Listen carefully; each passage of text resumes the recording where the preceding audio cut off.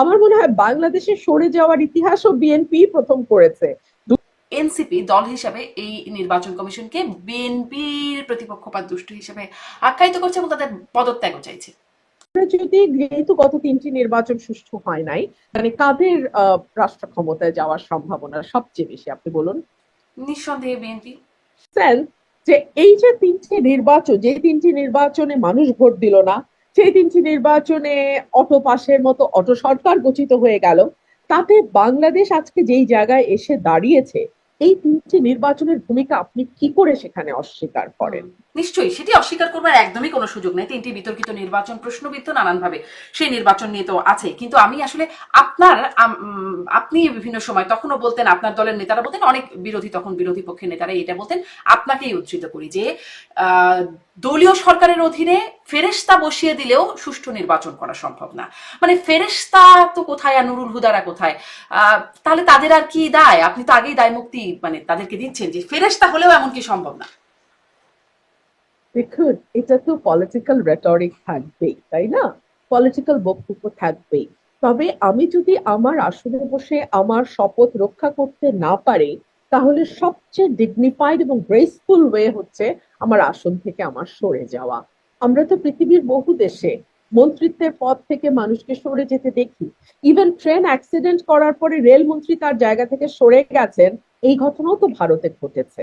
কিন্তু আমরা কেন জানি সরে যাওয়ার নজিরটা কিছুতেই স্থাপন করতে পারি না। আমাদের যে যেই চেয়ারেই বসি না কেন, আমরা গ্লুড হয়ে যাই। আমার মনে হয় বাংলাদেশে সরে যাওয়ার ইতিহাসও বিএনপি প্রথম করেছে। 2022 সালের ডিসেম্বর মাসে আমরা 7 জন এমপি সংসদ থেকে রেজিগনেশন দিয়েছিলাম। বাংলাদেশের রেজিগনেশনের কোনো ইতিহাস কিন্তু নাই। হুম। জি।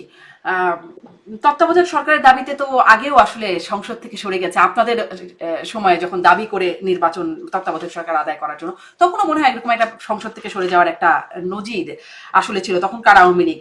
আমি সরকারের বিরুদ্ধে, আমি দেখছিলাম যে সরকারের বিরুদ্ধে ঘৃণা বিদ্বেষ তৈরি করলে সেটা হচ্ছে রাষ্ট্রদ্রোহের অভিযোগ হবে। এটা আসলে তারা কিভাবে রাষ্ট্রদ্রোহের অভিযোগ হলো বুঝলাম না। একটু বলবেন এই বর্তমান সিইসি বা বর্তমান নির্বাচন কমিশনের জন্য এটি কি কোনো বার্তা দেয়? কারণ এনসিপি দল হিসাবে এই নির্বাচন কমিশনকে বিএনপির প্রতিপক্ষপাত দুষ্ট হিসেবে আখ্যায়িত করছে এবং তাদের পদত্যাগও চাইছে, বাতিল চাইছে। আমি আপনাকে বললাম না যে আমরা আমাদের রাজনীতির যে দুষ্ট ক্ষত 15 বছরে রচিত হয়েছে, সেখান থেকে গত 10 মাসে তো বের হতে পারি নাই। সে কারণেই আমাদের মানে ট্যাগ দেওয়াটা, সে কারণে লেবেল দেওয়াটা খুব তাড়াতাড়ি আমরা করে ফেলি। বর্তমান নির্বাচন কমিশনের অধীনে কিন্তু একটি নির্বাচনও হয় নাই। এক, দুই হলো বাংলাদেশে দুটো বৃহৎ রাজনৈতিক দল এখন পর্যন্ত, দ্বিদলীয় ব্যবস্থা সোজা কথায়। আমরা যদি, যেহেতু গত তিনটি নির্বাচন সুষ্ঠু হয় নাই, তো আমরা যদি ধরেও নেই যে আওয়ামী লীগের ভোট অনেকখানি কমে গেছে, তারপরও দেখা যাবে যে বাংলাদেশে second largest political party Awami League. তো আমরা এই মুহূর্তে যেহেতু আওয়ামী লীগ মাঠে নাই, যে কোনো একটি নির্বাচন, মোটামুটি সুষ্ঠু নির্বাচন যার অধীনেই হোক না কেন, অবভিয়াসলি মানে কাদের রাষ্ট্র ক্ষমতায় যাওয়ার সম্ভাবনা সবচেয়ে বেশি আপনি বলুন? নিঃসন্দেহে বিএনপি। নিঃসন্দেহে বিএনপি। দেখুন, আপনি কিন্তু বিএনপির কোনো পর্যায়ের নেতা কর্মী সমর্থক কোনো চিনুন, আপনি একজন সংবাদ গণমাধ্যম কর্মী, তাই না? কিন্তু আপনারও মনে হচ্ছে যে বিএনপিরই সবচেয়ে বেশি সম্ভাবনা। এটাই স্বাভাবিক। যে কোনো সুস্থ স্বাভাবিক মানুষ যারা বাংলাদেশের সম্পর্কে মোটামুটি ধারণা রাখে, তারা সকলেই বলবে যে এই সময় বিএনপির ক্ষমতায় যাওয়ার কথা। এই এখন যদি আপনি এই বিষয়টিকে ঘোরালো করতে চান, এই বিষয়টিকে ঘোলা করতে চান এবং ঘোলা পানিতে মাছ শিকারের চেষ্টা করেন, আপনার প্রথম টার্গেটই হবে নির্বাচন কমিশনকে মেলাইন করা। অথচ এই নির্বাচন কমিশনের অধীনে কিন্তু একটা নির্বাচনও হয় না। ইভেন স্থানীয়, জাতীয়, ইউনিয়ন, মানে কিছুই কিছুই হয় নাই। তো তার আগেই আপনারা এই কমিশনকে, মানে এনসিপি এই কমিশনকে মেলাইন করার চেষ্টা করছে।